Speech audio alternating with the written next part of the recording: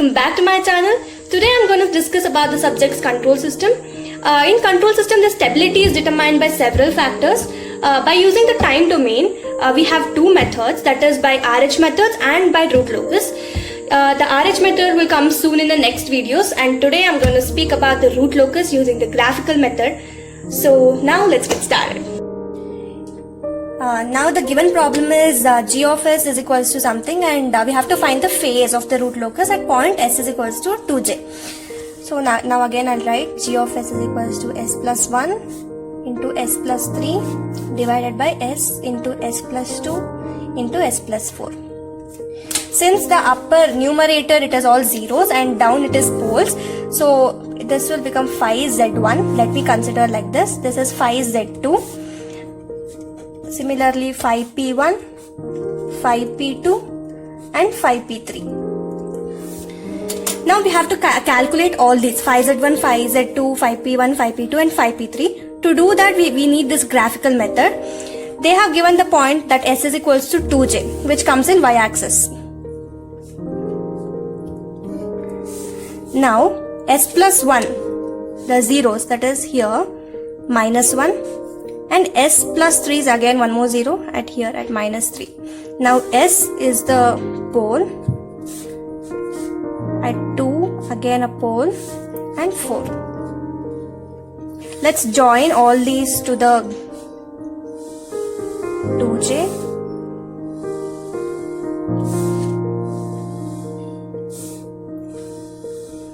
And from this we need to calculate the angle.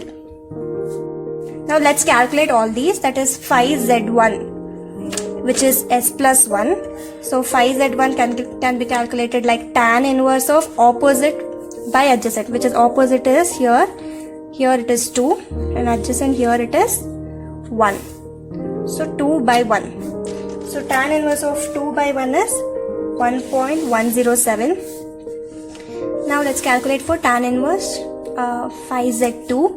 And again it is tan inverse of 2 opposite by hypotenuse, adjacent. Adjacent is 3. Tan inverse of 2 by 3. Tan inverse of 2 by 3 will come to 0.56. So phi z1 is 1.07. This one. Phi z3 is 0.58. Now let's calculate for poles. That is phi p1. P1, it is for s, it is 90 degree. So tan inverse of 90. So 1. And phi p2 is again tan inverse of opposite is always 2. And adjacent here it is 2. So tan inverse of 2 by 2, which is tan inverse of 1. Tan inverse of 1 is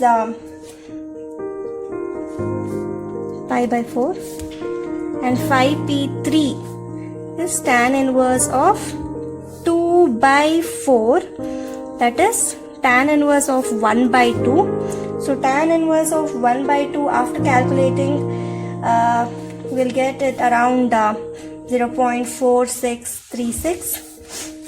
Now let's apply the angle condition. Angle condition is as I told before, it is odd multiples of 180 degree, but angle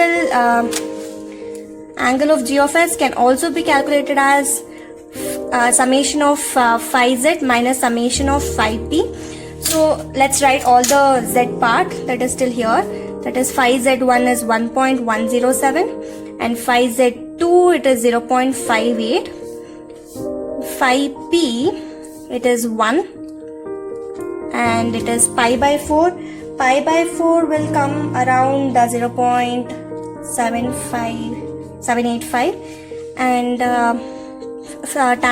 tan inverse 2 by 4 it is 0.4636. So when you do this in the calculator you'll get it around 0.5616. This is the angle which is required.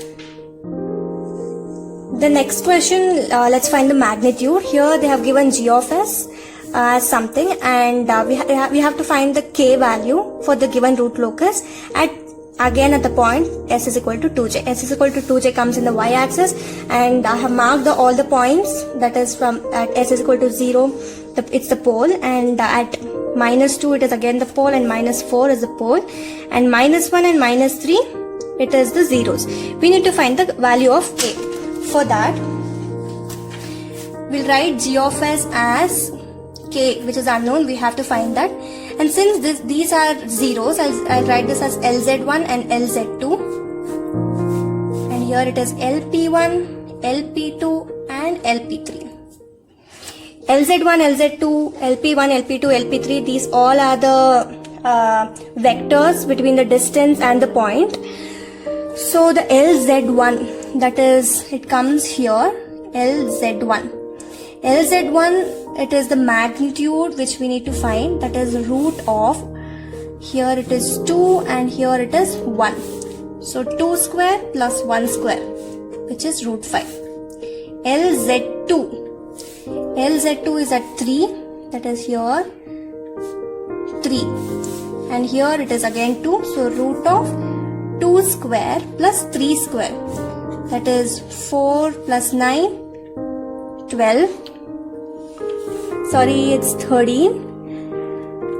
Now let's calculate the poles. So 5p1, it is, here it is 0 and here it is 2. So just 2 square plus 0 square. So it is 2. For p2, it is at 2. So here it is 5p2. Here it is LP1. So it's opposite, and 2 square plus, for p2 it is again 2. Again 2 square. 4 plus 4, root 8. Root 8 is 2 root 2. Now for LP3. LP3, where does it come? Here. LP3, this is LP3. LP3, 4. So 4 square plus 2 square, that is root 20, which is 2 root 5. Now let's apply the magnitude condition. As you all know, the magnitude condition is modulus of g of s, h of s should be equal to 1.